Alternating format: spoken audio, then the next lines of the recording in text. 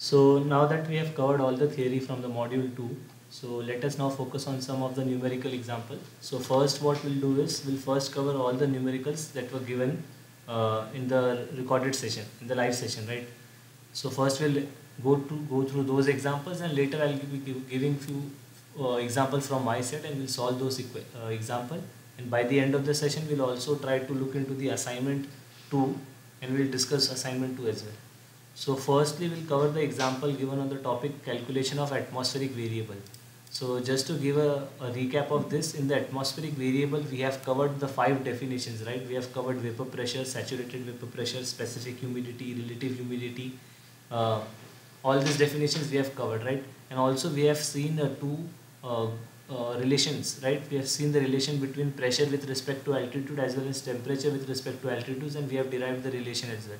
So all those equations, all those derivations will help us to solve this example 1. So let us start with the question, right? So the question states that estimate the vapor pressure, air pressure, relative humidity and air density at a height of 1200 meter into the atmosphere. It means we are supposed to calculate these 4 unknown values which are to be calculated at an elevation of 1200 meter. And what are given to us? So the given values are total pressure, which is 101 kilopascal, air temperature 24 degrees Celsius, dew point temperature 18 degrees Celsius. So these 3 values are given, which are given along the ground surface. The lapse rate, which is constant irrespective of the elevation, which is 9 degree Celsius per kilometer, which is constant for both T and TD, and gas constant is given to us. So if you look here, we have written the given data in the blue ink, and we have to find the values which we have given in the red ink, right? So how can we approach this question? So first let us see that we know the temperature and lapse rate, right? So if we know the temperature and lapse rate, we can find the temperature at different elevation. And how we can do that? We have an equation with us which relates the difference in temperature at different elevation. So we have the variation of temperature with respect to altitude. So using that equation we can find the temperature 2, which would be at an elevation of 1200 meter. So we'll start first with the temperature. First we'll start to find the temperature at an elevation of 1200 meter. So we can use this equation, right? We have this equation, we have derived this. So T2 is nothing but T2 is equal to T1 minus alpha, Z2 minus Z1. Now what is Z2 minus Z1 here? So if you look at the image here, Z1 is nothing but the ground surface, which is, so the elevation would be 0, right? And the elevation that is given to us is 1200 meter, which is Z2. So the difference in elevation is 1200 meter. Alpha is given to us 9 degrees Celsius per kilometer, and T1 is known to us. So using this equation we got the value of T2 as 13.2 degrees Celsius. This is clear, right? Now similarly for dew point temperature also we can do the same approach. We can use the same equation. We know the dew point temperature at ground surface, which is 18 degrees Celsius. So using the same equation, just instead of T2 we'll write TD2, instead of T1 we'll write TD1, and we'll get the value of dew point temperature, which would be at elevation of 1200 meter. So we got the value of temperature and dew point temperature at elevation of 1200 meter. Similarly, if we look at the given data set, we have pressure at ground surface, and we know the relation between pressure and altitude as well. So if we look into that relationship, we can find the value of pressure at an elevation of 1200 meters. So let us see the equation for pressure. So this is the equation, right? So P2 is equals to P1 times of T2 by T1 raised to G by Ra of alpha. So we are supposed to find P2. So initially we have calculated the temperature at elevation of 1200 meter. But the important thing to remember here is the temperature data set should be in Kelvin. So we have converted the temperatures into Kelvin. We know the value of P1. We have calculated the value of pressure 2. So we have calculated two values now. We have calculated pressure at elevation 1200 meter and temperature and dew point temperature at 1200 meter. But they haven't asked us these values to calculate. What they have asked us to calculate vapor pressure.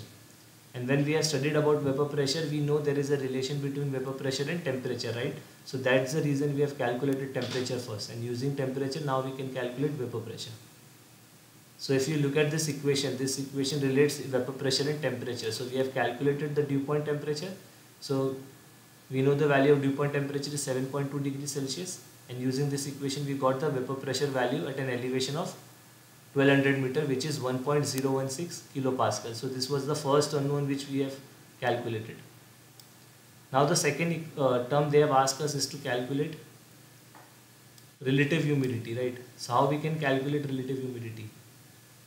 So just recall your theoretical class. What is relative humidity? It is nothing but the ratio between vapor pressure and saturated vapor pressure. So we know the vapor pressure value. We have calculated E2. So what we are supposed to calculate now is we are supposed to calculate saturated vapor pressure. So once we get saturated pressure, if we divide E2 and saturated vapor pressure, we get relative humidity.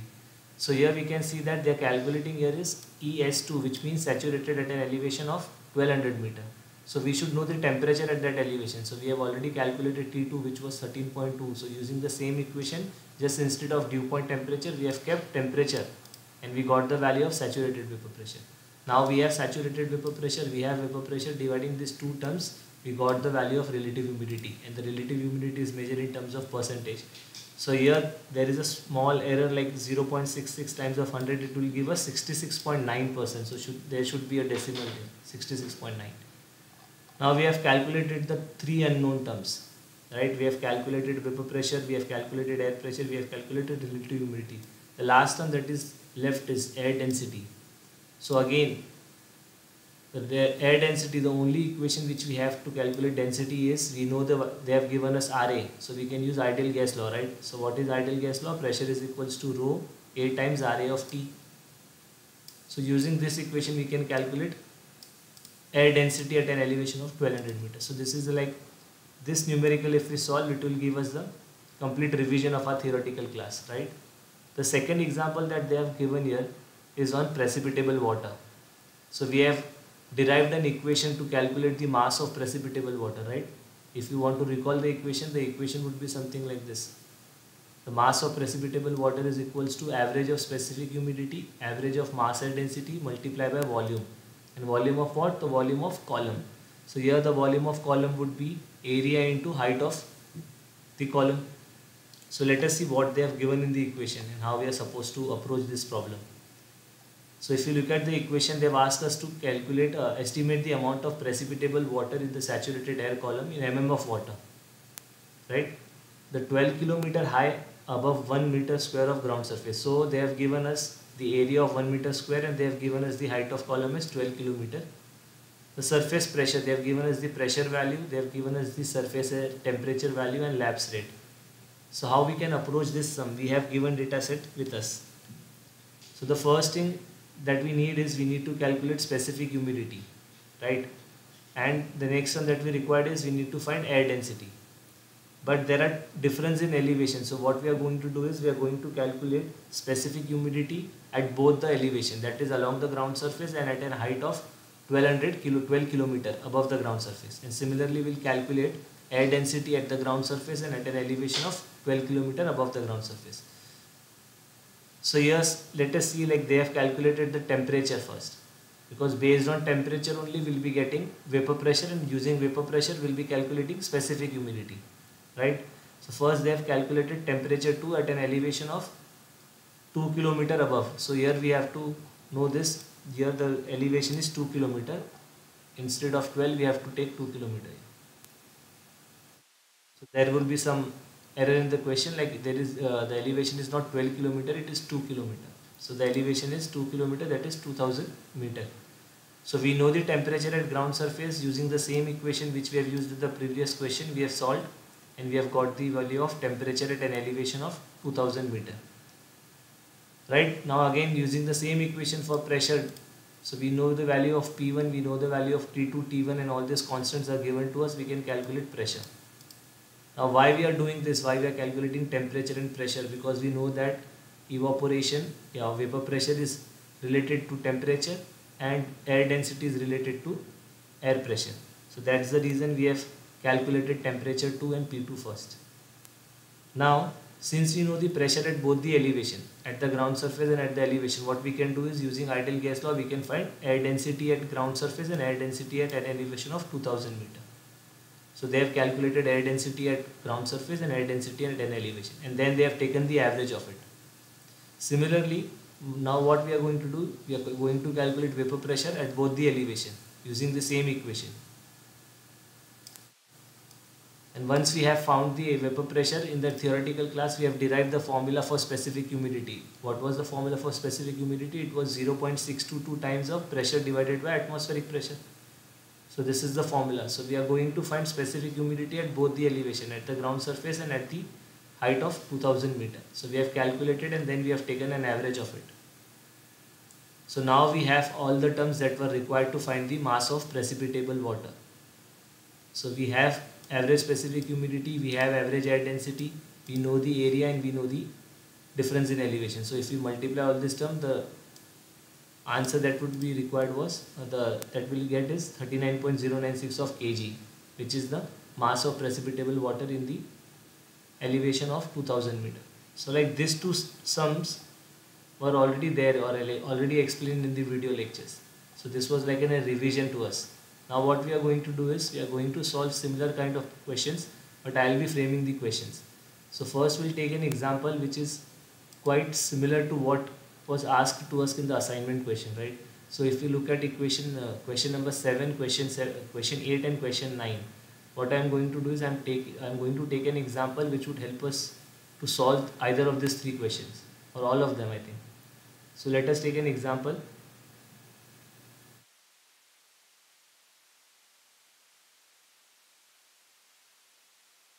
So let us assume we have a relative humidity of say 50% and air temperature of 25 degrees Celsius. And they're asking us, and there is some pressure of atmospheric pressure of 101 kilopascal. And they are asking us to estimate vapor pressure, right?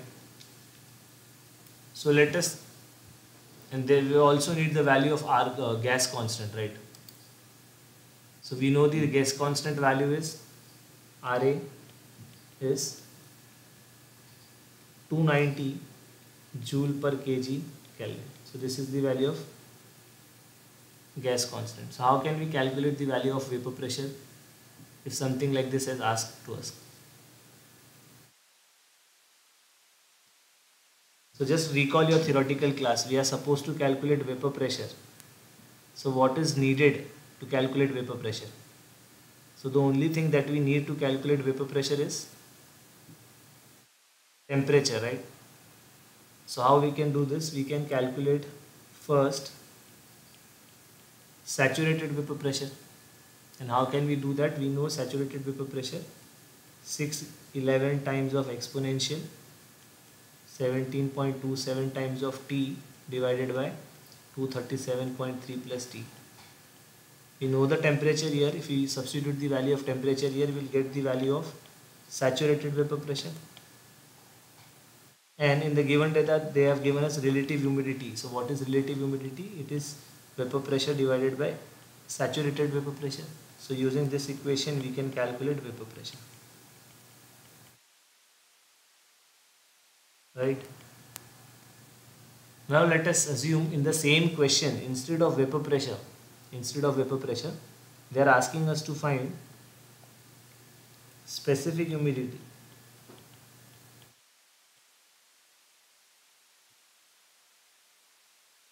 Which is nothing but we call it as QV. So how can we do that? So we should remember the formula for QV, which is 0.622 times of vapor pressure divided by atmospheric pressure. So we have just calculated vapor pressure. All we need is the value of atmospheric pressure. So if we look at the equation or given data set, they have given us the value of atmospheric pressure, right? 101 kilopascal.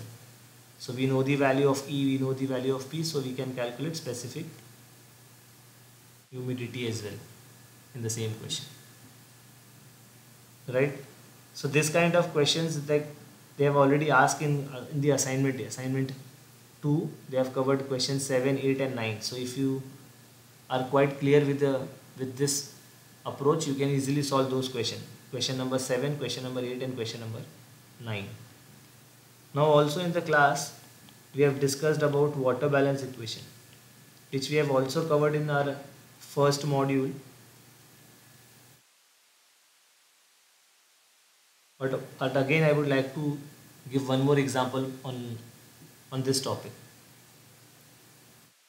on water balance equation. So let us take an example.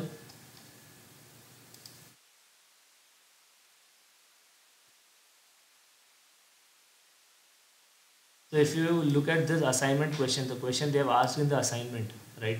So they have asked us to estimate the constant rate of withdrawal from a 1375 hectare reservoir in a month of 30 days, during which the reservoir level dropped by 0.75 meter in spite of an average inflow into the reservoir of 0.5 million meter cube per day. During the month, the average seepage loss from the reservoir was 2.5 centimeter and total precipitation was 18.5 centimeter and total evaporation was 9.5. So what they are asking us is, they are asking us to find the constant rate of withdrawal. It means they are asking us to calculate the outflow from the reservoir. So let us take a similar kind of sum, similar kind of problem, and try to evaluate the outflow. So I'll be giving my own data set. So what we can do is we can assume the value of area as 1500 hectare.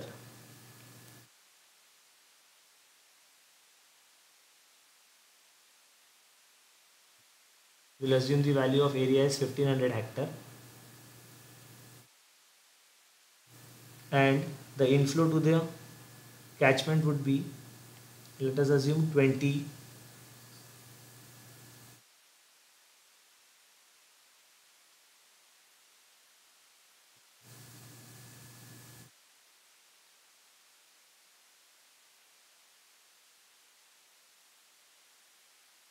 Let us assume inflow equals to 2 million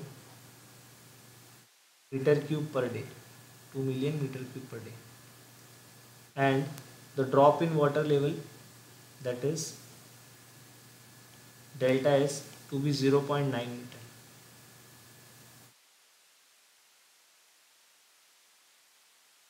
And they have given the seepage loss. Seepage loss means we can name it as G.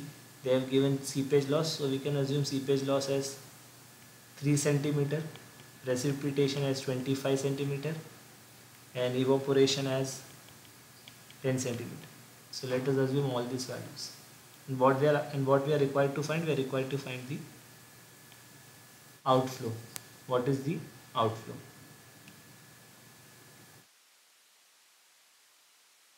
So whenever we have such kind of equation, first we should always start with the generalized form. So the generalized form of water balance equation is input minus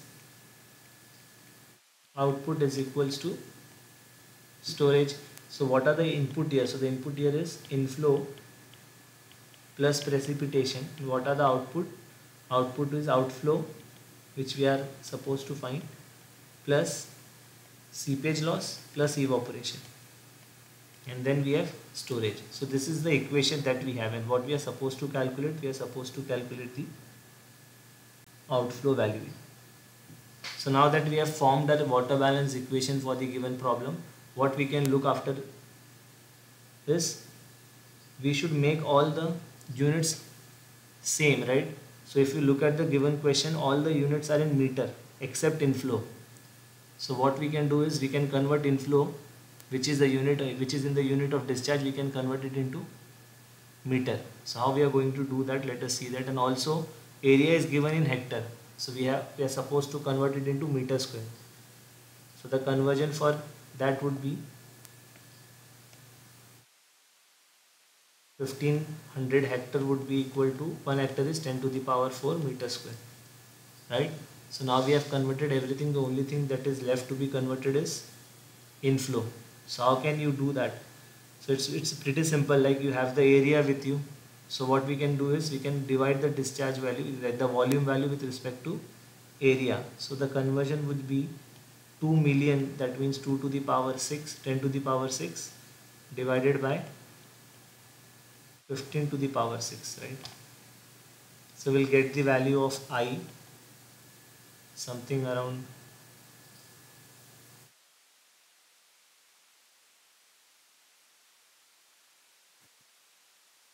2 by 15. You can do that calculation in terms of decimal as well.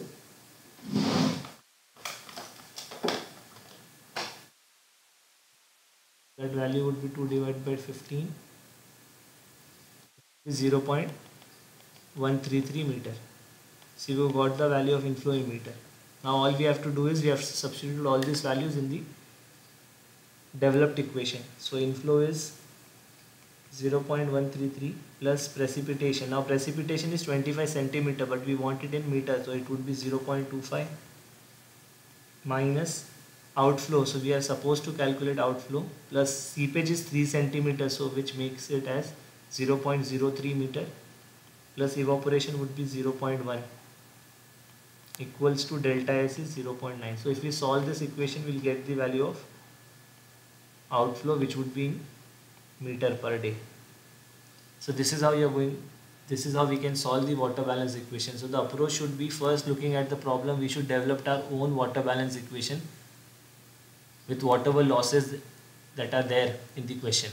Once we have formed that equation, then the next step would be to make all the data sets in the same unit. And once we have done that, then the next thing is just to substitute and get the desired output, right?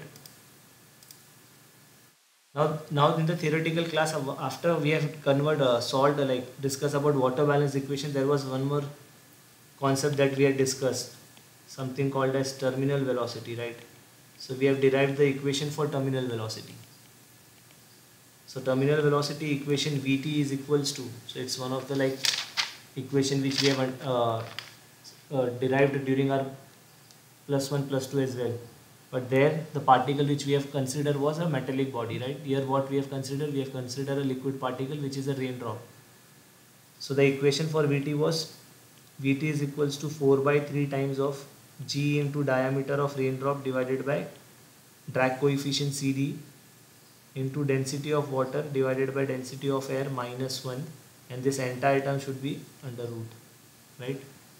So the Vt value only depends on two things, and that is it is directly proportional to the diameter of the raindrop and inversely proportional to coefficient of drag. So if we know these two values, all other terms are constant. We can assume the terms as well. So we the only thing that we required is diameter and CD. So if you remember this formula, there is a question in the assignment which I have asked us to calculate Vt. So just by looking at the diameter value from that equation and CD value from that equation, we can calculate Vt.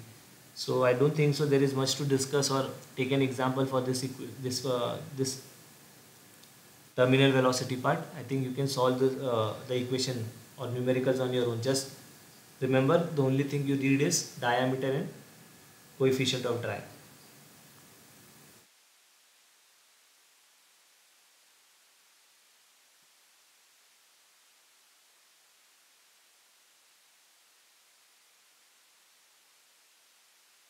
Now there are many more problems as well. Like if you look at the equation 9, I think they have asked us to calculate air density. So for by far now you should be remember, like the only equation that you can use to calculate the dry air density is ideal gas law. You just need three values, that is air pressure, air temperature and gas constant value. So I think they have provided everything. You just need to put it in the formula and get the values. So I think by now you could it would be easy for you to solve the assignment. We have covered all the theories as well. We have covered all the numericals. We have covered all the derivations, and we have taken few examples as well. So if you need more examples, I think we can take one more example which covers the topic of precipitation. Something like this. This example we can take if you want, or one more example, because this is the only problem which covers the entire theory of module 2. So we can have one more problem based on this, and then we can, I think, conclude the session. So I'll give you my own equation for this. Like we'll interchange, just replace the values. So instead of 1200 meter here, we'll take some different height. We'll change the value of temperature. There is nothing much to do. Just I'll give the values to you, and I'll wait for a few minutes. And then later on we can solve together, and we can cross check whether you have got it correct or not, right? That would be good. So instead of in this question where they have given the value of delta Z as 1200 meter, we'll take it as 1500 meter. Where they have given the value of pressure at ground surface, so we can't much change that, so it would be 101 kilopascal. but we can obviously change the surface temperature. So we'll take surface temperature as 30 degrees Celsius and dew point temperature at ground surface as 20 degrees Celsius. Alpha you can change it, I am not going to change, I am keeping alpha as 9 degrees Celsius per kilometer, and Ra will take it as 289 joule per kg Kelvin. And the what is required from us is we are required to estimate the same four values. That is, we are supposed to calculate E2, we are supposed to calculate P2, we are supposed to calculate relative humidity at elevation 2, and at the end we are supposed to calculate air density at 2. So the same four things we are supposed to calculate. So let us see how many of you can solve this question now. We have already discussed this question before, so I'll wait for 5 minutes and then we'll start discussing the same problem.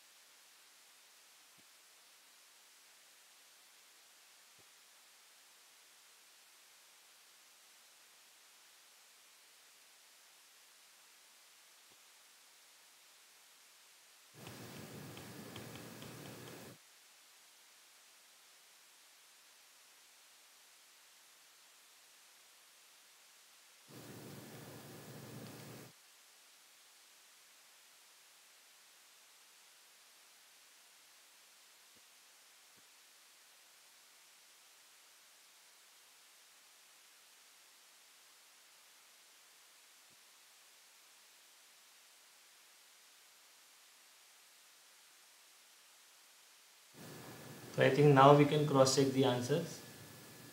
So if you look at the first thing to calculate is we are supposed to calculate temperature, atmospheric temperature at elevation 2 and dew point temperature at elevation 2. So for that we have the same equation, just we have to do is when we are calculating atmospheric temperature we have to take T1 of air temperature at the ground level, and when we are calculating dew point temperature for elevation 2 we have to take the same equation in terms of dew point temperature for ground surface for ground surface, and based on that we have calculated the value of 16.5 and 6.5. So if you can cross check with your solution, if you are getting this value 16.5 and 6.5, then it means you have calculated it correctly. Here you should be aware that the lapse rate 9, the unit for 9 is per degree Celsius per kilometer. So what you have to do is either you have to convert 9 in terms of meter, or you have to convert the value of 1500 meter into kilometer. So when I am calculating here, I have divided this value in divided by 1000. Even here I have divided the value by 1000 and then I have multiplied it.